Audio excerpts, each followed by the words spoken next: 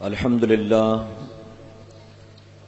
للہ رب العالمین والعاقبۃ للمتقین والصلاة والسلام علی سید الانبیاء والمرسلین اما بعد فاعوذ باللہ من الشیطان الرجیم بسم اللہ الرحمن الرحیم یا ایھا الذین آمنوا اتقوا اللہ وکونوا مع الصادقین صدق اللہ مولانا العلی العظیم۔ باد توحید کے متوالو، شمع رسالت کے پروانوں، غوث و خواجہ اور رضا کے چاہنے والوں، آئیے سب سے پہلے ہم اور آپ نہایت ہی ادب اور احترام کے ساتھ اپنے اور ساری کائنات کے مرکز عقیدت جناب محمد الرسول اللہ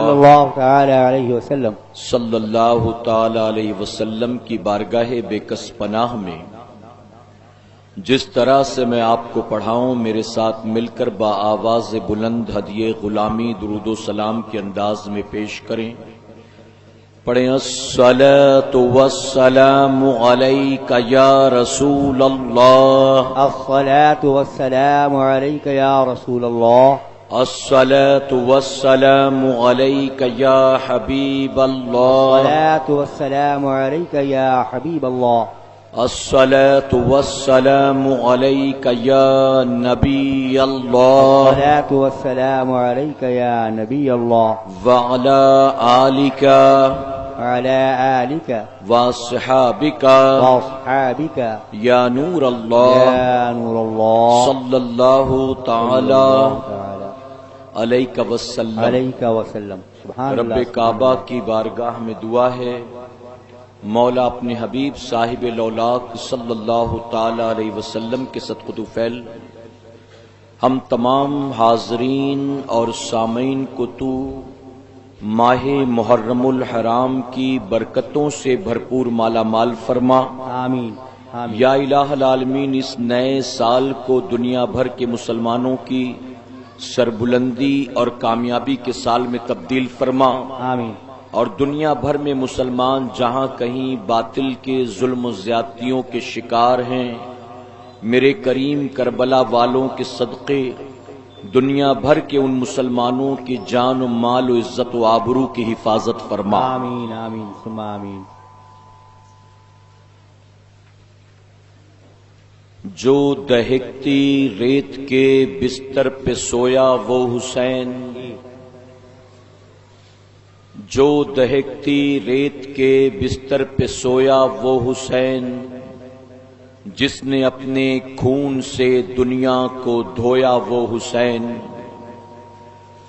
جو جواں بیٹے کی میت پہ نہ رویا وہ حسین، جس نے اپنا سب کچھ کھو کے کچھ نہ کھویا وہ حسین، سبحان اللہ، مرتبہ اسلام کا جس نے دوبالا کر دیا، مرتبہ اسلام کا جس نے دوبالا کر دیا، خون نے جس کے دو عالم میں اجالا کر دیا۔ سبحان اللہ سبحان اللہ سبحان اللہ۔ اور جوش ملیح آبادی نے خوب کہا، جی انسان کو بیدار تو ہو لینے دو، جی، انسان کو بیدار تو ہو لینے دو، ہر قوم پکارے گی ہمارے ہیں حسین۔ بے شک، سبحان اللہ سبحان اللہ۔ اور کسی شاعر نے مارکہ کربلا کو اور پیغام کربلا کو ایک شعر کے اندر یوں سمیٹ دیا کہ حسین گر نہ شہید ہوتے، حسین گر نہ شہید ہوتے تو آج گھر گھر یزید ہوتے۔ کیا بات۔ میرے پیارے آقا علیہ الصلوۃ و تسلیم کے پیارے دیوانوں،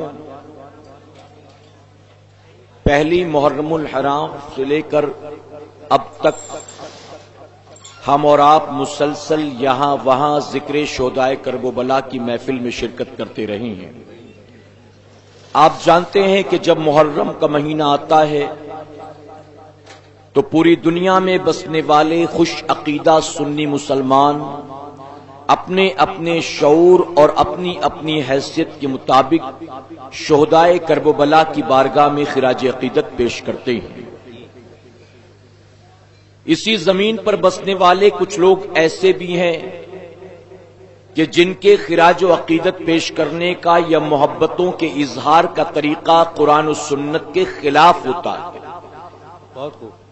پر ہمارے اور آپ کے اظہار محبت اور ایصال ثواب کا طریقہ عین قرآن و سنت کے مطابق ہوا کرتا ہے۔ بے شک ذکر شہدائے کرب و بلا کی محفل سجانا بلا شبہ جائز ہے، کربلا والوں کے نام پر نظر و نیاز کرنا بلا شبہ جائز ہے، راستوں کے کنارے پر سبیل لگا دینا بلا شبہ جائز ہے۔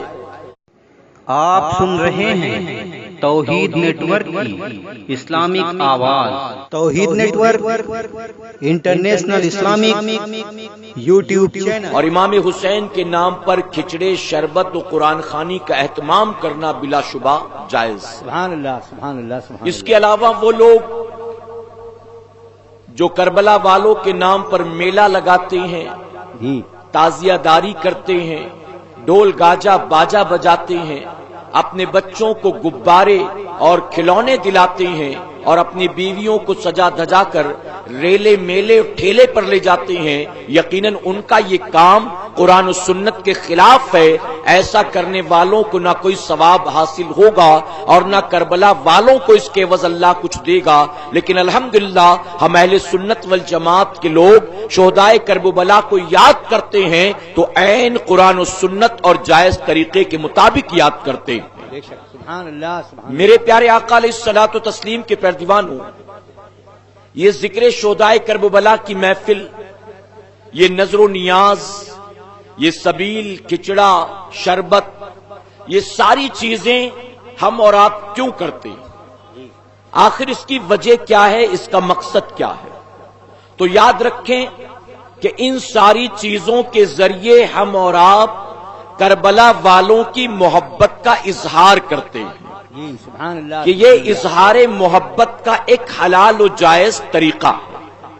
ناچ گانا نہیں کر رہے ہیں، ڈول گاجا باجا ہنگامہ و تماشا نہیں کر رہے ہیں، مرد عورت کی خلط ملط، بے حیائی، بے پردگی، بے غیرتی کا بازار نہیں سجاتے ہیں، بلکہ ہم اور آپ کربلا والوں کی اظہار محبت اسی انداز میں کرتے ہیں کہ جس انداز میں کرنے کا طریقہ ہمیں ہمارے بزرگوں اور اکابرین نے بتایا ہے۔ بے شک سبحان اللہ سبحان میرے پیارے آقا کے پیروانوں، اگر امام حسین آج ہماری آنکھوں کے سامنے موجود ہوتے، علی اکبر موجود ہوتے، عباس علمبردار موجود ہوتے، تو یقیناً اظہار محبت کا طریقہ یہ نہ ہوتا بلکہ جدا ہوتا۔ بے شک ہم ان کے پیچھے نمازیں پڑھتے، ہم ان کو تحفے دیتے، ہم ان کی خدمت میں اپنی زندگی کے شب و روز گزارتے، ہم ان کی محفلوں میں شرکت کرتے، ہم اپنی زندگی کے لمحات کو ان کے قدموں میں گزار دیتے، لیکن ہم اس وقت نہیں تھے، ہم اس وقت ہیں جب یہ اللہ کے محبوبین ہماری نظروں سے بظاہر پردہ کر چکے ہیں۔ تو اب ہم محبتوں کا اظہار کریں تو کیسے کریں؟ تو یقیناً ان کے نام پر محفلیں سجا کر، ان کے نام پر نظر و نیاز کرا کر، علماء سے ان کی سوانح اور ان کی حیات طیبہ کو سنا کر ہم ان کی محبتوں کا اظہار کیا کرتے ہیں۔ سبحان اللہ سبحان اللہ اور ان ساری چیزوں میں کوئی کام قرآن و سنت کے خلاف نہیں ہے۔ اعتراض کرنے والے اعتراض کرتے ہیں، انہیں اعتراض کرنے دیں، ان کے اعتراضات سے ہمیں کوئی فرق نہیں پڑتا ہے۔ وہ تو نبی کی عظمت کو بھی نہیں مانتے، وہ تو نبی کے اختیار کو بھی نہیں مانتے، وہ تو نبی کو حاضر و ناظر بھی نہیں مانتے، وہ تو نبی کو شافع محشر بھی نہیں مانتے، وہ تو نبی کو مالک و مختار بھی نہیں مانتے، وہ تو معاذ اللہ ثم معاذ اللہ اپنے نبی کے حوالے سے ایسے عقیدے گڑھ کر بیٹھے ہیں کہ جو ایک بت پرست اپنے بت کے بارے میں بھی نہیں گڑھتا ہے، اپنے آپ کو مسلمان کہلاتے ہیں، اور معاذ اللہ ثم معاذ اللہ جس محمد عربی صلی اللہ علیہ وسلم کا کلمہ پڑھتے ہیں اسی کے بارے میں یہ عقیدہ رکھتے ہیں کہ انہیں پیٹھ پیچھے کی بھی خبر نہیں ہوا کرتی۔ معاذ اللہ الحمدللہ اہل سنت والجماعت کا یہ عقیدہ نہیں ہے۔ بالکل تو ہم اظہار محبت کے لیے یہ محفل سجاتے ہیں. جی اگر کوئی عمل قرآن و سنت کے خلاف ہو تو اس کا اہل سنت والجماعت سے کوئی تعلق نہیں ہے. میرے پیارے آقا کے پیارے دیوانوں، امام حسین سے محبت کی ضرورت کیا ہے؟ امام زین العابدین سے محبت کی ضرورت کیا ہے؟ امام باقر و امام جعفر صادق سے محبت کی ضرورت کیا ہے؟ ہم محبت کیوں کرتے ہیں؟ فرمایا گیا حضور اکرم صلی اللہ علیہ وسلم کی خدمت میں ایک صحابی حاضر ہوئے، عرض کرتے ہیں یا رسول اللہ صلی اللہ علیہ وسلم قیامت کب آئے گی؟ آسان سا سوال تھا، لیکن حضور اکرم صلی اللہ علیہ وسلم نے کس انداز میں اس سوال کا جواب دیا، توجہ طلب ہے. میرے آقا فرماتے ہیں کہ تم مجھ سے قیامت کے بارے میں پوچھتے ہو، تم پہلے بتاؤ تم نے قیامت کی کون سی تیاریاں کر رکھی؟ سبحان اللہ. یعنی قیامت آ جائے تو تمہارا کیا بنے گا؟ تمہارے پاس کوئی تیاری ہے اس کے لیے؟ تو جانتے ہو کیا عرض کرتے ہیں؟ عرض کرتے ہیں یا رسول اللہ صلی اللہ علیہ وسلم میرے پاس کچھ بھی نہیں ہے، نہ نمازوں کا انبار ہے، نہ نیکیوں کا ذخیرہ ہے، میرے پاس صرف ایک چیز ہے جس پر ساری امیدیں میں لگا رکھا ہے، میں نے جس سے ساری امیدیں وابستہ ہے. آقا نے فرمایا وہ کون سی چیز ہے؟ تو عرض کرتے ہیں یا رسول اللہ صلی اللہ علیہ وسلم اے آقا میں سب سے زیادہ آپ سے محبت کرتا ہوں. سبحان اللہ سبحان اللہ سبحان اب جب انہوں نے عرض کیا آقا میں سب سے زیادہ آپ سے محبت کرتا ہوں، تو جانتے حضور صلی اللہ علیہ وسلم نے کیا فرمایا؟ میرے آقا ارشاد فرماتے ہیں کہ سنو، جو جس سے محبت کرے گا قیامت میں اس کو اسی کے ساتھ اٹھایا جائے گا. سبحان اللہ. اب معلوم ہوا محبت یہ وہ عظیم سرمایہ ہے، یہ وہ عظیم دولت ہے کہ کل قیامت میں کس کا کیا بنے گا وہ بھی اسی محبت پر ڈیپینڈ کرتا ہے. اب محبت کیسے کہتے کسے ہیں، میں ذرا اسے ایکسپلین کروں. محبت کی ڈیفینیشن کیا ہے؟ محبت سے مراد ہے لو، پیار، افیکشن. آج لوگوں نے محبت کو سمجھا نہیں، اور یہی وجہ کہ لوگوں نے اس خوبصورت رشتے کو اور اللہ نے جو یہ صفت اپنے بندوں کے اندر رکھی ہے، لوگوں نے اسے حرام و ناجائز طریقے سے استعمال کیا اور محبت جیسے پاکیزہ لفظ کو بدنام کر کے رکھ دیا. اے سرکار مدینہ کے پیروانوں، محبت کہتے کسے ہیں؟ کسی کی زلفوں کو دیکھ کر اس پر دل چھڑکنا یہ محبت نہیں ہے. کسی کے چہرے کو دیکھ کر اس کا دیوانہ بن جانا یہ محبت نہیں ہے. راستہ چلتے کبھی یہاں کبھی وہاں لوگوں کے پیچھے پیچھے آنا جانا یہ محبت نہیں ہے. محبت ایک صفت کا نام ہے، محبت دل کی کیفیت کا نام ہے. اور جانتے ہو یہ محبت اتنا عظیم سرمایہ ہے، اتنا عظیم سرمایہ ہے کہ بندے کے دل میں محبت ہے تو یقیناً وہ بندہ کامیاب ہے، اور اگر بندے کے دل میں محبت نہیں ہے تو دنیا اور آخرت دونوں جہاں میں وہ ناکام ہے. سبحان اللہ. میں مثال دوں آپ کو. گھر میں بستر پر پڑا 65 سال کا بوڑھا باپ کھانستا ہے، نہ 1 روپیہ کمانے کی طاقت رکھتا ہے، نہ گھر کے کاموں میں ہاتھ بٹانے کی صلاحیت رکھتا ہے. بستر پر پڑا ہے، 3 بیٹے ہیں. اب ان بیٹوں کے دلوں میں اللہ نے باپ کی محبت رکھی. بستر پر پڑے پڑے کھانستا ہے لیکن اس کے باوجود کسی کو کھٹکتا نہیں ہے، چونکہ محبت ہے. اس لیے تینوں بیٹے جب بھی باپ کو دیکھتے ہیں تو محبت کی نظر سے دیکھتے ہیں، جب بھی دیکھتے ہیں تو عقیدت کی نظر سے دیکھتے ہیں، جب بھی دیکھتے ہیں تو خدمت کی نظر سے دیکھتے ہیں. کوئی اپنے باپ کو لے کر اسپتال جا رہا ہے، کوئی سرہانے بیٹھا رات کو اس کے سر دبا رہا ہے، کوئی اسے تھکا ماندہ آیا اس کے پائتی بیٹھ کر اس کا پیر دبا رہا ہے. اب محبت ہے تو وہ بوڑھا آدمی جو کسی کام کا نہیں رہا، اولاد کو بوجھ معلوم نہیں دیتا، بلکہ جب بھی بیٹے اپنے باپ کو دیکھتے ہیں تو انہیں دیکھتے ہی نبی کا فرمان یاد آتا ہے کہ بستر پر پڑا لیٹا کھانسنے والا یہ کوئی معمولی آدمی نہیں ہے، بلکہ یہ میرا وہ باپ ہے جس کے بارے میں میرے آقا نے فرمایا ہے کہ باپ کی دعا اپنے بیٹے کے حق میں ایسی ہوتی ہے جیسے نبی کی دعا اپنے امتی کے حق میں ہوا کرتی ہے. سبحان اللہ سبحان اللہ. اللہ اکبر یا رسول اب اسی محبت کو نکال دو. محبت ہے تو دیکھنے کا نظریہ بدل گیا، اور محبت نہ ہو تو دیکھنے کا نظریہ بدل جاتا. اب بستر پر پڑا وہی بوڑھا باپ نکما ناکارا لگتا ہے، ریٹائرڈ لگتا ہے، بے کام کا لگتا ہے. یہاں تک کہ بیٹے ڈرتے ہیں کہ رات رات بھر یہ کھانستا ہے، اس کی وجہ سے ہمارے بچوں کو انفیکشن نہ ہو جائے، ہمارے بچوں کو کوئی بیماری نہ ہو جائے.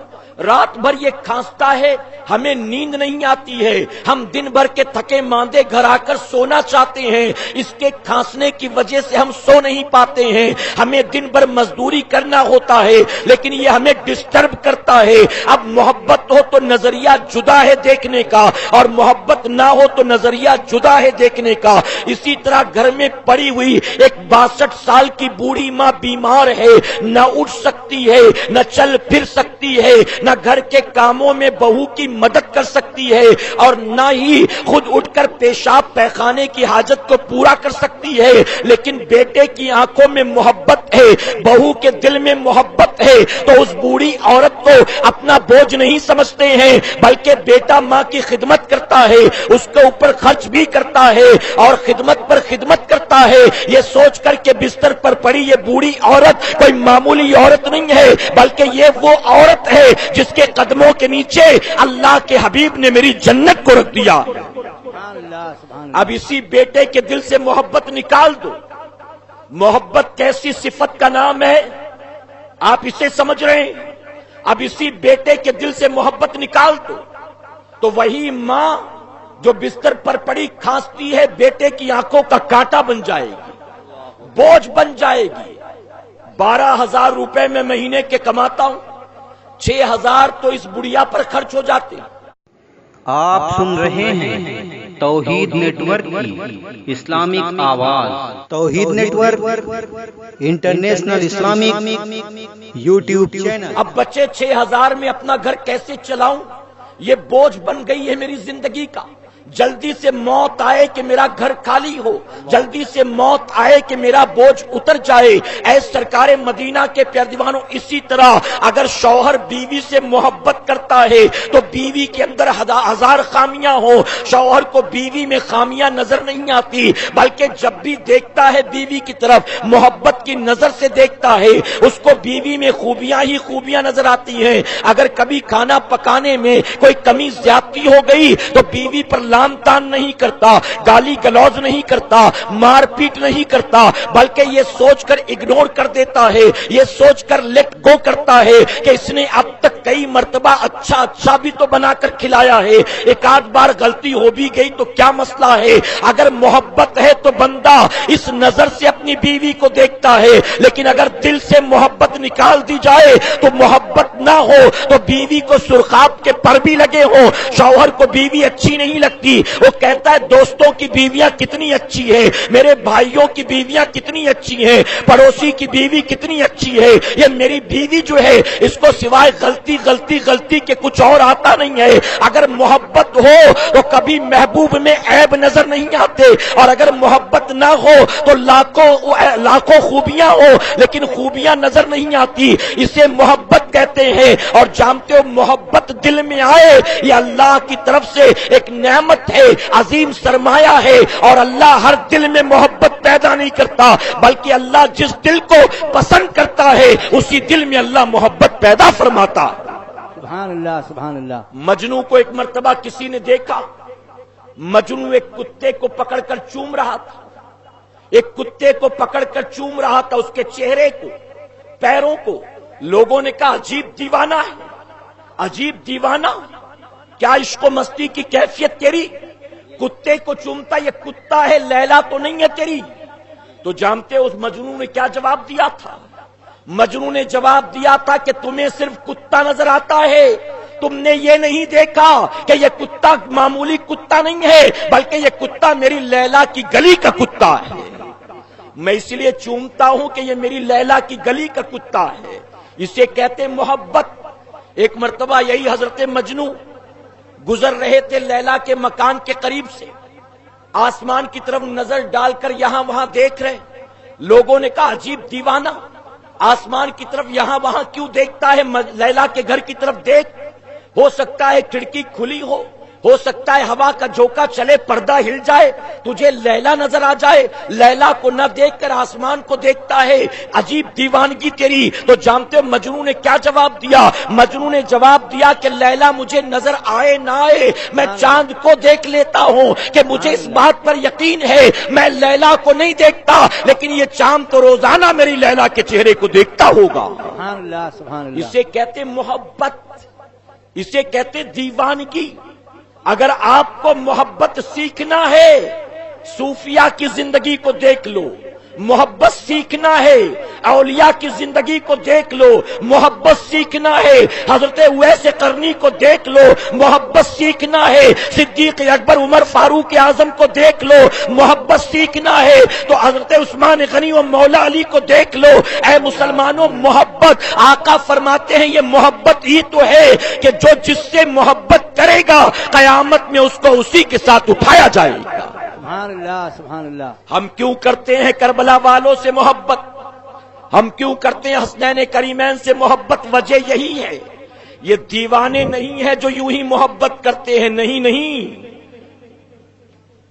دیوانہ بہت سوچ کر دیوانہ بنا ہے، دیوانہ بہت سوچ کر دیوانہ بنا ہے۔ یاد رکھنا، آقا نے فیصلہ فرما دیا جو جس سے محبت کرے گا قیامت میں اس کو اسی کے ساتھ اٹھایا جائے گا۔ اب ذرا دل پر ہاتھ رکھ کر جواب دو، اچھوں سے محبت کرو گے تو قیامت میں کس کے ساتھ اٹھو گے؟ کس کے ساتھ؟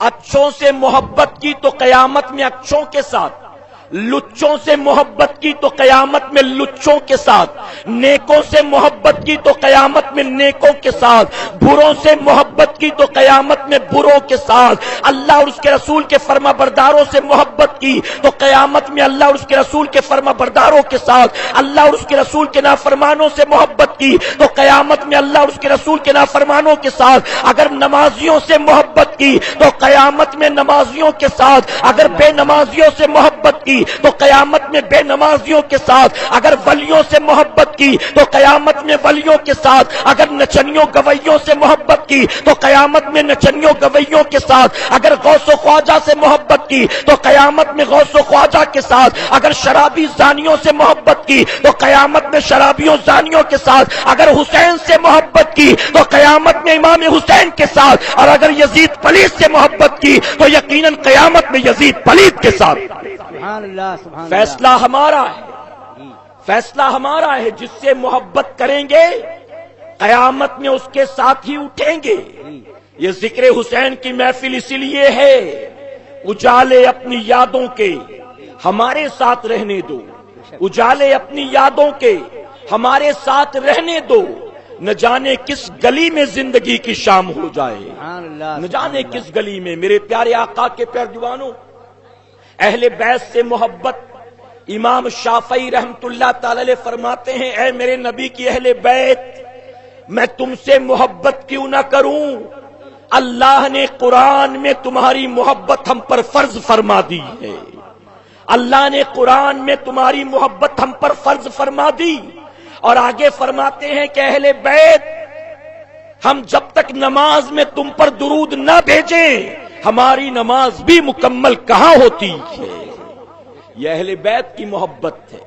جناب ابو ہریرہ رضی اللہ تعالیٰ عنہ آپ فرماتے ہیں، حضور اکرم صلی اللہ تعالی علیہ وسلم نے فرمایا، میری اہل بیت کی مثال کشتی نوح کی طرح ہے کہ جو نوح علیہ السلام کی کشتی میں سوار ہو گیا وہ ڈوبنے سے بچ گیا، اسی طرح جو میری اہل بیت کے دامن سے وابستہ ہو گیا وہ بھی ڈوبنے سے بچ جائے گا۔ سبحان اللہ سبحان اللہ۔ ایک صحابی رسول حضرت اسامہ بن زید، کون ہے یہ اسامہ بن زید؟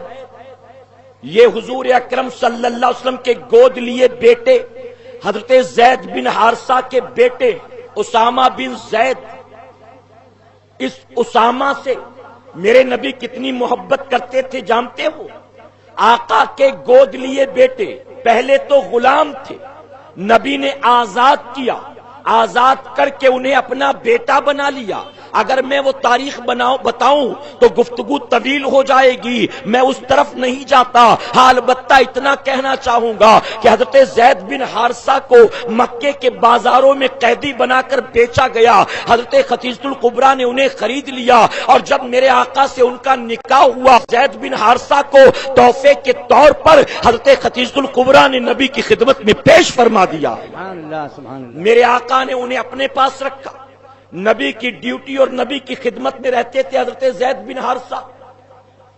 جب حضرت حارثہ کو اور ان کے بھائی کو پتا چلا کہ تمہارا بیٹا زید مکہ معظمہ میں ہے، محمد عربی کا غلام ہے، وہ دونوں بھائی یعنی حضرت زید کے والد حارثہ اور ان کے بھائی دونوں آتے ہیں، باپ اور چچا آئے، حضور کی خدمت میں حاضر ہوئے، عرض کرتے ہیں کہ اے محمد صلی اللہ علیہ وسلم، آپ نے جتنے میں خریدا ہو ہم اس سے زیادہ قیمت دینے کو تیار ہیں، ہم چاہتے ہیں کہ ہمارے بیٹے کو ہمیں واپس کر دے۔ اب انہوں نے سوچا تھا کہ باپ کا چہرہ دیکھے گا تو بیٹا یقیناً آ کر سینے سے لپٹ جائے گا، اپنے چچا کو دیکھے گا، گھر بار یاد آ جائے گا، ماں کی محبت میں دوڑا ہوا ہمارے ساتھ واپس چلا آئے گا۔ اب جانتے ہو جب انہوں نے عرض کیا کہ آقا ہمارے بیٹے زید کو ہمارے حوالے کر دے، اس کے عوض جو قیمت چاہیے آپ لے لیں، تو میرے نبی نے فرمایا مجھے کوئی قیمت نہیں چاہیے، زید کو بلاؤ، اگر زید اپنی مرضی سے جانا چاہتا ہے میں اسے آزاد کرتا ہوں، اور اگر نہیں جانا چاہتا تو پھر میں لے جانے نہیں دوں گا۔ حضرت زید کو بلایا گیا، اپنے باپ کا چہرہ دیکھتے ہیں، اپنے چچا کا چہرہ دیکھتے ہیں، ہاں محبت تو تھی اپنے باپ سے، ہاں محبت تو تھی اپنے خاندان کے افراد سے، لیکن جب میرے آقا نے فرمایا کہ جاؤ یہ تمہیں لینے آئے ہیں تو فوراً زید آگے بڑھے، حضور کی خدمت میں حاضر ہوئے اور عرض کرتے ہیں آقا یہ اگرچہ میرے باپ اور چچا ہیں لیکن میں ان کے ساتھ جانا نہیں چاہتا ہوں، اس کی وجہ کہ آپ نے جو انہوں نے محبتیں دی ہیں اس محبت میں آپ نے ذرا بھی کبھی کمی نہیں کی۔ نعرہ تکبیر، نعرہ رسالت۔ جانے سے منع کر دیا حضرت زید نے، میرے نبی نے اسی موقع پر آزاد کیا اور آزاد کر کے کہا کہ آج سے زید میرا بیٹا ہے۔ آپ نے گود لے لیا، انہی زید کے بیٹے ہیں اسامہ، بچے تھے، حضور اکرم صلی اللہ علیہ وسلم ایک گود پر اپنے غلام کے بیٹے اسامہ کو بٹھاتے تھے، ایک گود پر امام حسن کو بٹھاتے تھے، اور دونوں بچوں کو ایک جیسے ہی پیار کرتے تھے۔ ایک مرتبہ حضرت اسامہ کی ناک بہ رہی تھی، حضور اکرم صلی اللہ علیہ وسلم نے اپنے ہاتھوں سے اسے صاف کرنا شروع کر دیا۔ ماں عائشہ صدیقہ رضی اللہ تعالیٰ دیکھتی ہیں، عرض کرتی ہیں آقا آپ رہنے دیں، یہ کام میں کر دیتی ہوں۔ آپ ذرا اندازہ لگائیں، اپنے بچوں سے تو ہر باپ محبت کرتا ہے، قربان رحمت للعالمین آقا کی عظمت پر کہ میرے آقا جیسے امام حسن حسین سے محبت کرتے ہیں ویسے ہی اپنے آزاد کردہ غلام زید کے بیٹے حضرت اسامہ سے محبت کرتے۔ سبحان اللہ سبحان اللہ۔ میں آپ سے پوچھتا ہوں آپ کے گھروں میں بھی کام والیاں ہوں گی، آپ کے فیکٹری اور دکان اور دفتروں میں بھی کام کرنے والے لوگ ہوں گے۔ آپ سن رہے ہیں توحید نیٹ ورک کی اسلامک آواز، Tauheed network international Islamic YouTube channel. آپ نے ان کو تنخواہیں وقت پر دی ہوں گی، لیکن کیا کسی کام والے کی اولاد سے ایسی محبت بھی کی کہ وہ گھر کے کام میں مصروف تھی، آپ نے کہا اس کا پیشاب میں صاف کر دیتا ہوں، اس کی ناک میں صاف کر دیتا ہوں، قربان میرے آقا کی عظمت پر۔ ماں عائشہ صدیقہ نے کہا کہ آقا میں کر دیتی ہوں آپ رہنے دیں، تو میرے آقا فرماتے ہیں عائشہ میں اسامہ سے بہت محبت کرتا ہوں، تو بھی اس سے محبت کیا کر، تو بھی اس سے محبت کیا کر۔ یہی ہے حضرت اسامہ، زید بن اسامہ، یہ اسامہ بن زید فرماتے ہیں ایک رات مجھے کوئی حاجت پیش آئی، میں حضور صلی اللہ علیہ وسلم کے دروازے پر آیا، آقا کے حجر انور کے پاس آیا، میں نے آ کر دروازے پر دستک دی، اور جانتے ہو دستک کا انداز بھی کیا تھا صحابہ کا؟ الحمدللہ صحابہ اکرام جس انداز میں نبی کی بارگاہ کا ادب و احترام کرتے تھے، آج 14ویں صدی میں ہمیں نبی کی بارگاہ کا وہ ادب و احترام سکھایا ہے تو بریلی کے تاجدار امام احمد رضا نے سکھایا ہے۔ سبحان اللہ سبحان اللہ۔ صحابہ یوں دروازہ پیٹتے نہیں تھے، یوں زور زور سے آواز لگا کر چلاتے نہیں تھے، بلکہ دروازے پر دستک بھی دیتے تو انداز یہ ہوتا کہ انگلیوں کی پور سے یوں نوک کرتے تھے، انگلیوں کی پور سے یوں. اب ذرا بتائیں اس طرح نوک کریں گے تو کتنی آواز آئے گی، کتنی آواز. حضرت اسامہ بن زید نے دروازے پر دستک دی. عرض کرتے ہیں حضور صلی اللہ علیہ وسلم باہر تشریف لائے. آقا نے چادر انور کوڑ رکھا تھا، لیکن چادر کے اندر میں نے پہلی بار دیکھا کہ دائیں اور بائیں لگتا تھا کوئی اندر ہے، جس کی وجہ سے چادر ہل رہی تھی. اب یہاں بات روک کر ایک بات عرض کرنا چاہوں گا. حضرت اسامہ بن زید فرماتے ہیں کہ مجھے رات کو کوئی ضرورت پیش آئی، حاجت پیش آئی، میں اپنی حاجت لے کر نبی کی بارگاہ میں آیا. معلوم ہوا نبی کی بارگاہ سے مانگنا آج کے بریلویوں کا طریقہ نہیں ہے، بلکہ نبی کی بارگاہ سے تو صحابہ بھی مانگا کرتے تھے. سبحان اللہ سبحان اللہ. معلوم ہوا کہ ہم ہی نبی کو حاجت روا نہیں سمجھتے ہیں، صحابہ بھی نبی کو حاجت روا سمجھا کرتے تھے. اور جب وہ آئے تو نبی نے یہ نہیں کہا کہ اسامہ یہ کیا کر رہا ہے، تو نے تو شرک کر دیا، جا کر ڈائریکٹ اللہ سے مانگ، جا کر مصلی بچھا سر جھکا اللہ سے مانگ، میرے پاس کیوں آ گیا؟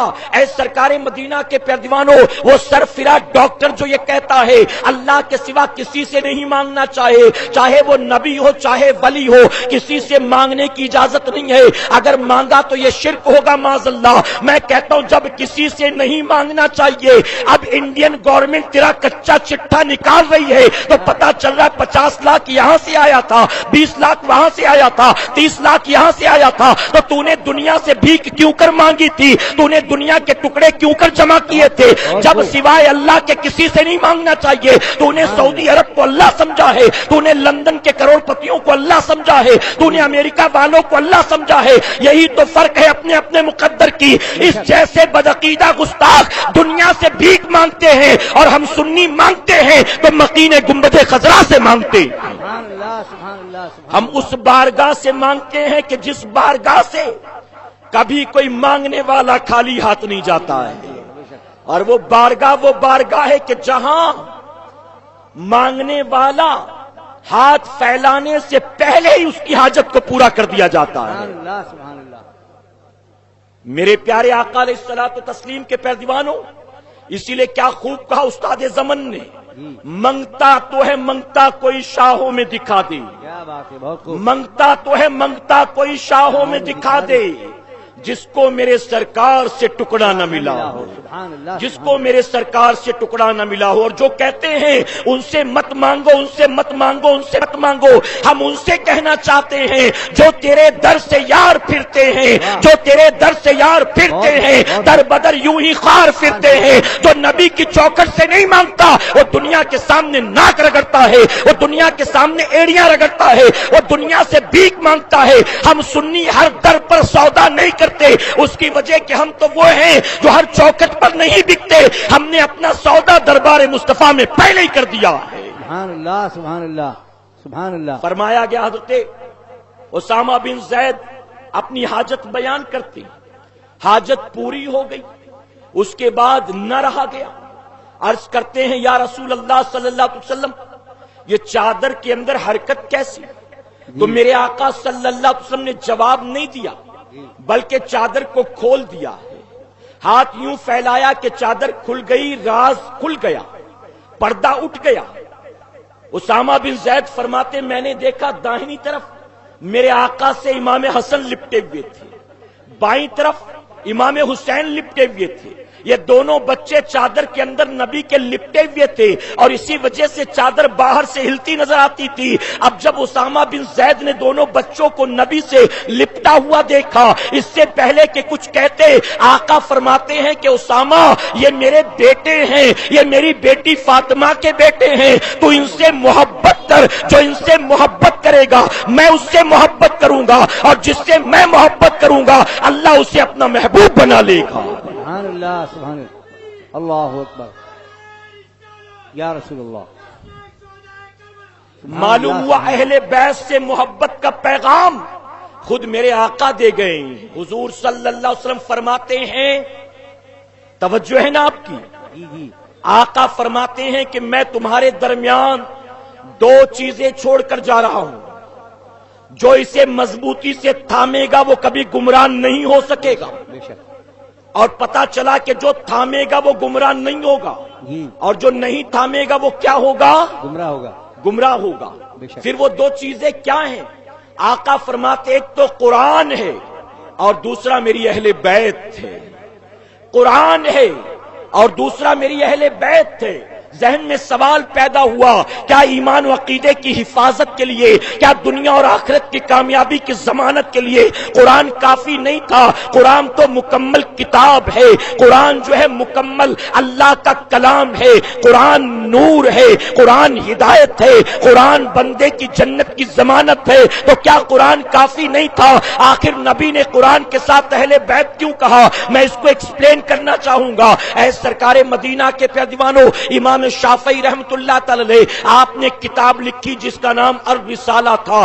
آپ نے جب پوری کتاب لکھ لی تو لکھنے کے بعد شاگرد سے کہا مجھے پڑھ کر سناؤ۔ جب شاگرد نے پڑھنا شروع کیا، امام شافعی نے نوٹ کرنا شروع کیا، یہ غلطی ہے، یہ غلطی ہے، یہ غلطی ہے، یہاں یہ لفظ اچھا نہیں لگتا، یہاں یہ لفظ اچھا نہیں لگتا۔ جب شاگرد نے پوری کتاب پڑھ لی، آپ نے وہ ساری غلطیاں جو پکڑی تھی اس کا کریکشن کر لیا۔ اب کریکشن کرنے کے بعد فرمایا پھر سے پڑھو۔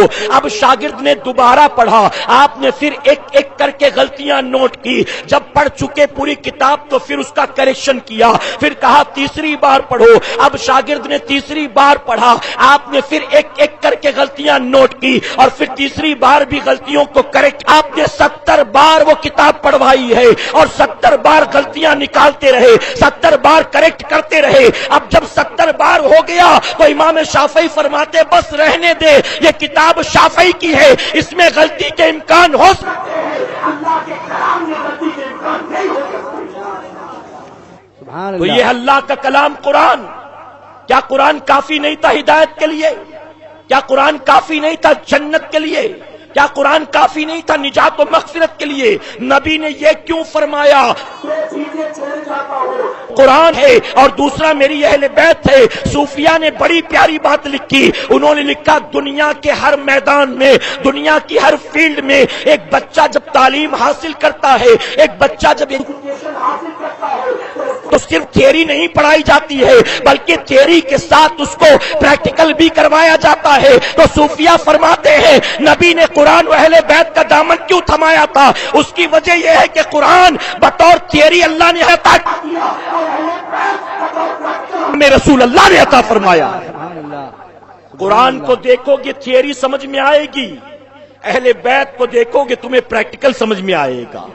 اور میں اسے اور آسان کروں آپ کے لیے، غریب نواز جب ہندوستان آئے، غریب نواز کی زبان عربی تھی، یہاں والے اس وقت ہندی بولتے تھے، اردو بھی نہیں، ہندی، وہ بھی شدھ ہندی جس میں اکثر ورڈ سنسکرت کے ہوتے تھے۔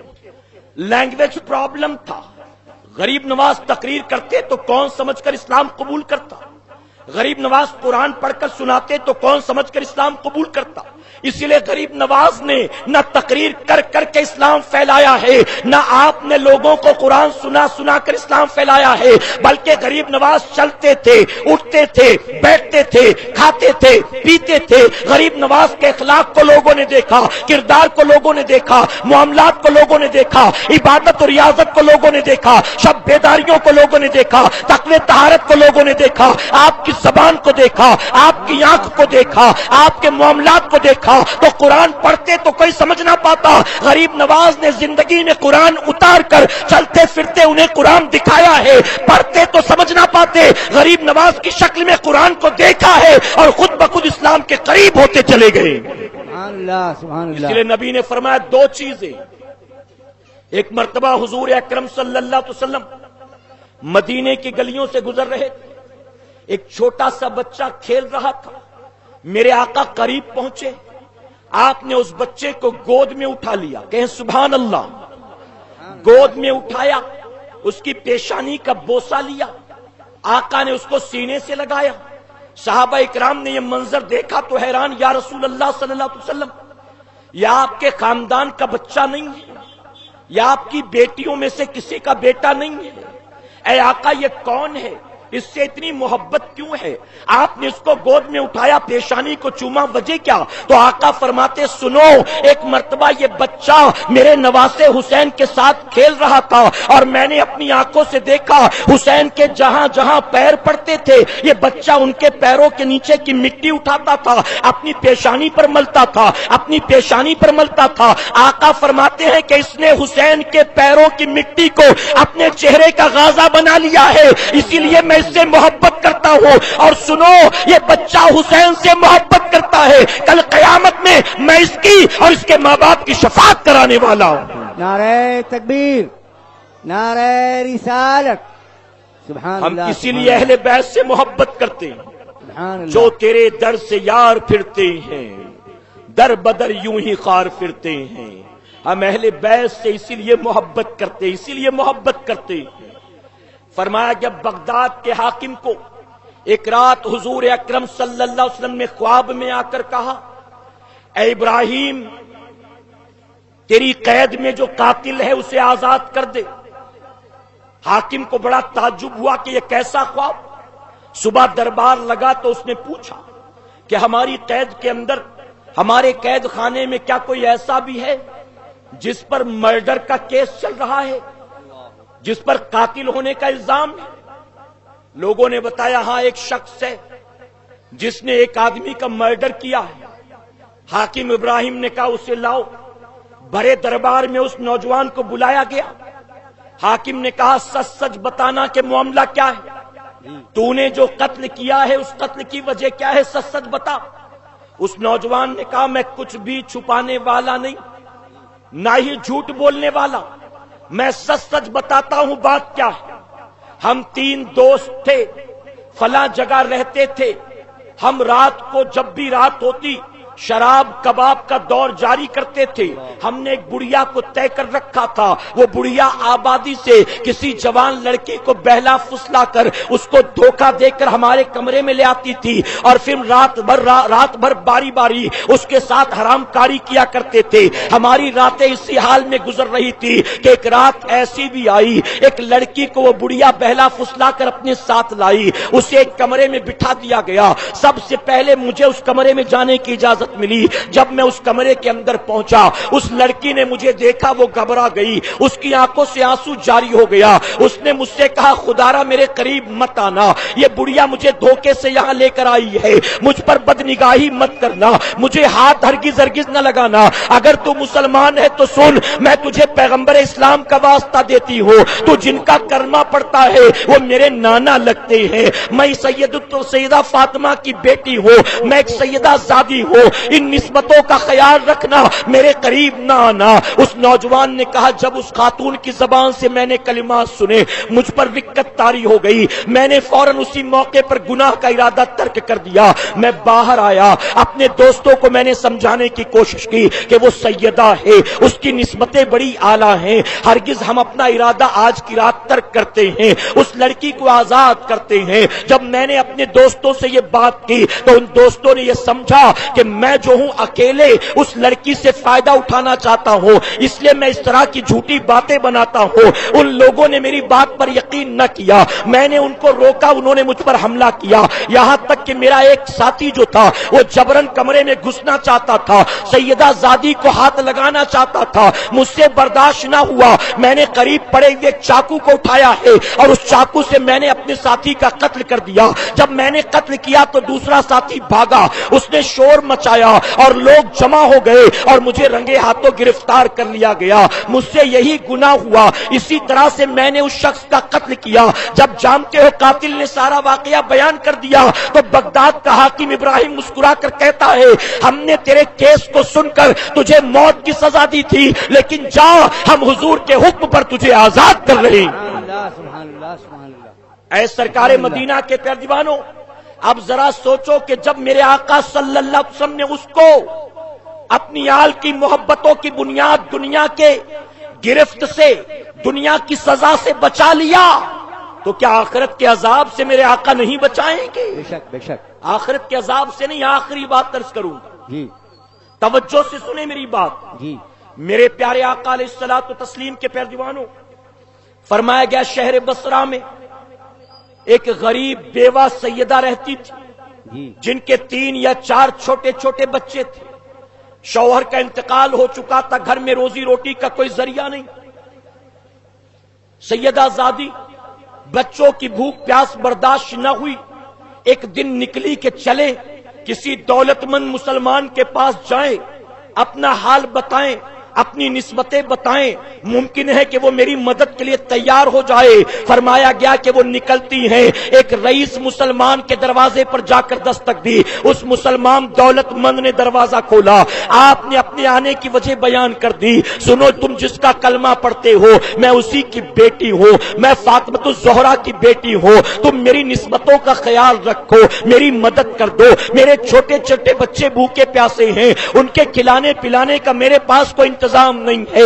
جب اس رئیس نے یہ سنا جس کے سر پر دھن دولت کی مستی سوار تھی، اس نے جب یہ سنا تو سننے کے بعد کہتا ہے کہ سنو، میں کاروباری آدمی ہوں، میں صرف زبانی جمع خرچ پر بھروسہ نہیں کرتا. یوں ہی زبانی جمع خرچ پر بھروسہ کرتا رہا میری دکان بک جائے گی. اگر تم واقعی سیدہ ہو میں تمہاری مدد کے لیے تیار ہوں، لیکن میری ایک شرط ہے، اور شرط یہ ہے اگر تم سیدہ ہو اپنا سیدہ ہونا ثابت کر دو. تم کوئی پروف لا کر بتا دو کہ واقعی تم سیدہ ہو. جب یہ سننا تھا سید زادی سے نہ رہا گیا، آنکھوں سے آنسو جاری ہو گئے. انہوں نے روتے روتے کہا بس میری زبان پر یقین کر لو، میرے پاس دلیل کے طور پر کوئی چیز موجود نہیں ہے. میں کیا لا کر بتاؤں کہ میں سیدہ ہوں؟ میں کہاں سے گواہ لاؤں کہ میں سیدہ ہوں؟ اس دولت مند نے کہا کہ ٹھیک ہے، اگر تم ثابت نہیں کر سکتی ہو تو میں بھی تمہاری مدد نہیں کر سکتا ہوں، جاؤ کوئی اور دروازہ دیکھو. یہ کہہ کر اس نے دروازہ بند کر دیا.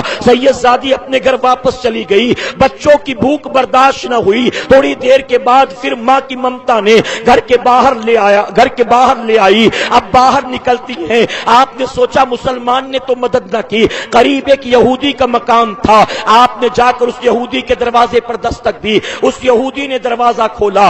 آپ نے کہا کہ میں محمد عربی کی بیٹی ہوں، ان کے خاندان کی ہوں، میں خاتون جنت کی بیٹی ہوں. آج میں اتنی پریشان ہوں کہ میرے پاس بچوں کو کھلانے کے لیے ایک دانہ بھی نہیں ہے. اگر آپ میری مدد کر دے میں آپ کا احسان یاد رکھوں گی. میں قیامت کے دن نانا کی بارگاہ میں آپ کی سفارش کروں گی. اتنا سننا تھا یہودی کہنے لگا بہن اگرچہ میں مسلمان نہیں ہوں لیکن سنو میں تمہارے نبی کی بہت عزت کرتا ہوں اور نبی کی عزت کی بنیاد میں تمہاری بھی عزت کرتا ہوں. اب تمہیں کسی اور چوکھٹ پر جانے کی ضرورت نہیں ہے. آج کے بعد تمہاری ساری ذمہ داریاں میں اپنے اوپر لیتا ہوں. آج سے تم میری بہن ہو، اب تمہیں کہیں نہیں جانا، آؤ میرے گھر چلی آؤ. یہ کہہ کر بچوں کے ساتھ اس عورت کو اپنے گھر میں لے لیا، ایک کمرے میں بٹھایا، دسترخوان لگایا، ان کے کھانے پینے کا انتظام کیا.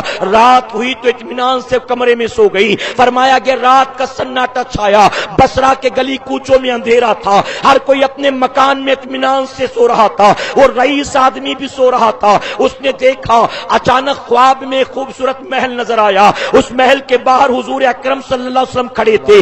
اس انسان نے پوچھا یا رسول اللہ صلی اللہ علیہ وسلم، اے آقا یہ جنت کا محل کس کے لیے ہے؟ یہ خوبصورت و عالی شان محل کس کے لیے ہے؟ اس آقا کی بارگاہ میں جب سوال کیا، آقا فرماتے یہ محل اللہ نے میری امت کے لیے پیدا فرمایا ہے، یہ محل میرے امتیوں کے لیے ہے، یہ مسلمانوں کے لیے ہے. وہ رئیس آدمی کہنے لگا کہ یا رسول اللہ صلی اللہ علیہ وسلم، اے آقا اگر یہ محل مسلمان کے لیے ہے آپ مجھے یہ محل عطا فرما دے، میں اس محل میں جانا چاہتا ہوں. آقا نے فرمایا کہ ٹھیک ہے، اگر تو محل میں جانا چاہتا ہے تو تو اپنے مسلمان ہونے کا کوئی ثبوت لا کر دکھا دے، اگر تو میرا امتی ہے تو امتی ہونے کی کوئی دلیل لا کر دکھا دے. اتنا سننا تھا کہ عرض کرنے لگا یا رسول اللہ صلی اللہ علیہ وسلم، اے آقا میری زبان پر یقین کرے، آپ کو تو پتا ہے کہ میں آپ کو امتی ہوں، اب میں یہاں کون سا ثبوت لاؤں بتانے کے لیے کہ ہاں میں مسلمان ہوں، ہاں میں آپ کا امتی ہوں. آقا فرماتے میں تیری زبان پر یقین کیسے کر لوں؟ جب میری بیٹی تیرے دروازے پر آئی تھی کیا تو نے اس کی زبان پر یقین کیا؟ جب تو میری بیٹی کی بات ماننے کو تیار نہیں میں تیری بات پر یقین کیسے کر سکتا ہوں؟ سبحان اللہ سبحان اللہ. اتنا سننا تھا گھبراہٹ میں آنکھ کھل گئی، غلطی کا احساس ہوا. نکلا گھر سے کہ سیدہ کو تلاش کروں، معافی تلافی کروں، ان کے اپنے گھر کا مہمان بناؤں تاکہ آقا معاف فرمائے. تلاش کرتے کرتے چلا تو پتا چلا کہ وہ تو اب اپنے گھر میں نہیں فلاں یہودی کے گھر میں آیا، دروازے پر دستک دی، یہودی نے دروازہ کھولا، آنے کی وجہ بیان کی۔ یہودی نے کہا میں تو اب تمہارے حوالے ان کو نہیں کرتا۔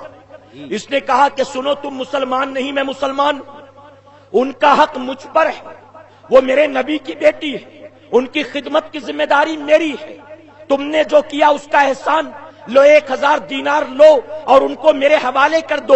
جب پیسہ آفر کیا تو جانتے ہو یہودی نے کیا جواب دیا؟ یہودی کہتا ہے کہ واہ مسلمان، تو نے مجھے اتنا بے وقوف سمجھ رکھا ہے، تو یہ سمجھتا ہے 1000 دینار کے عوض میں میں تجھ کو جنت کا وہ محل دے دوں گا؟ سبحان اللہ، سبحان اللہ۔ 1000 دینار کے عوض تجھے جنت کا محل دے دوں؟ یہودی نے جب یہ کہا مسلمان کو سمجھ میں آ گئی بات، اس نے کہا کہ سن، اگر تو نے بھی وہ جنت کا محل دیکھ لیا ہے جو میں دیکھ کر آیا تو سن، وہ تجھے تو ملنے والا نہیں۔ اس کی وجہ کہ آقا نے فرمایا وہ محل مسلمانوں کے لیے ہے، تو یہودی ہے، تجھے وہ محل کیسے ملے گا؟ تو جانتے اس یہودی نے کیا جواب دیا؟ یہودی نے جواب دیا کہ سن، جس آقا نے رات کے اندھیرے میں تجھے جنت کا وہ محل دکھایا ہے، اسی نبی نے رات کے اندھیرے میں میرے گھر آ کر مجھے کلمہ بھی پڑھایا ہے اور اس محل کا پروانہ بھی عطا فرمایا۔ سبحان اللہ، سبحان اللہ، اللہ اکبر، یا رسول اللہ، سبحان اللہ۔ اہل بیت کی محبتوں کا صلہ میرا کریم دونوں جہاں میں عطا فرماتا ہے۔ اسی لیے ہم کہتے ہیں یزید کے حامیوں سے یزید کی حمایت کرنا بند کرو، امیر المومنین کہنا بند کرو، حسین کو معاذ اللہ ثم معاذ اللہ باغی کہنا بند کرو۔ اگر تم نے اپنی حرکتوں سے توبہ نہ کی تو یاد رکھنا نہ دنیا میں کچھ ہاتھ لگے گا اور نہ آخرت میں کچھ ہاتھ لگے گا۔ آقا نے فیصلہ فرمایا 1450 سال پہلے، جو جس سے محبت کرے گا قیامت میں اس کو اسی کے ساتھ اٹھایا جائے گا۔ قیامت میں ہم غلامان حسین کو اللہ حسین کے قدموں میں جگہ عطا کرے گا، اور جو یزید کی حمایت کرتے ہیں اللہ قیامت میں ان کو یزید کے ساتھ اٹھائے گا۔ سبحان اللہ، سبحان اللہ۔ میرے پیارے آقا کے پیروانوں، اہل بیت سے محبت، اور اہل بیت سے محبت کرتے ہو تو اپنی زندگی کو بدلنے کی کوشش کرو، اپنے اخلاق کو، اپنے کردار کو، اپنے معاملات کو، اپنی لائف سٹائل کو، اپنی زبان کو، اپنی نگاہوں کو بند کر دو، گالی گلوچ کرنا بند کر دو، جھوٹ بولنا بند کر دو، وعدہ خلافیاں کرنا بند کر دو، بوڑھے ماں باپ کو جھڑکیاں دینا بند کر دو، اپنے موبائل میں گندے گندے گانے ڈاؤن لوڈ کرنا بند کر دو، ٹی وی سیریل اور فلمیں دیکھنا بند کر دو، نگاہوں کی آوارہ گردی بند کر دو، زبانوں کی آوارہ گردی بند کر دو، دلوں کی آوارہ گردی۔ اگر حسین سے پیار ہے تو حسینیت سے پیار کرو، حسین سے پیار ہے تو حسین کے راستے پر چلو، حسین سے پیار ہے اپنی زندگی کو حسین کی طرح بنا لو۔ ہر سال جو کہتا ہو آخر میں اسی پر گفتگو کو تمام کروں گا، حسین سے محبت کرتے ہو تو اپنی لائف سٹائل کو حسین کی طرح بنا لو۔ فجر کی اذان ہو اپنے بستر پر پیر پسار کر سونا یزید پلید کا کام ہے، اور اپنے گھر سے اٹھ کر اللہ کے گھر میں جا کر سجدے کرنا یہ امام حسین کا کام ہے۔ سبحان اللہ، سبحان اللہ۔ نماز کی پابندی کرو، کہیں انشاءاللہ۔ انشاءاللہ۔ قرآن کی تلاوت کی عادی بن جاؤ، اللہ توفیق دے تو ہر مہینے نفل روزے رکھا کرو، اللہ توفیق دے تو کچھ صدقہ خیرات کیا کرو۔ صرف 1 محرم سے 10 محرم تک حسینی نہ بنو، 1 سے 10 تک حسینی ہیں اور 11 مہینے 20 دن یزیدی ہیں۔ یہ کیسی حسینیت ہے؟ حسین سے پیار ہے تو صرف 10 دن کے حسینی نہ بنو، بلکہ زندگی کا ایک لمحہ گزرے تو امام حسین کی طرح گزرنا چاہیے۔ اللہ ہمیں آپ کو سب کو کہنے سننے سے زیادہ عمل کی توفیق عطا فرمائے۔ درمیانی گفتگو مجھ سے جانے انجانے میں کسی طرح کی غلطی خامی رہ گئی، آپ سب کو گواہ بنا کر سچے دل سے توبہ کرتا ہوں۔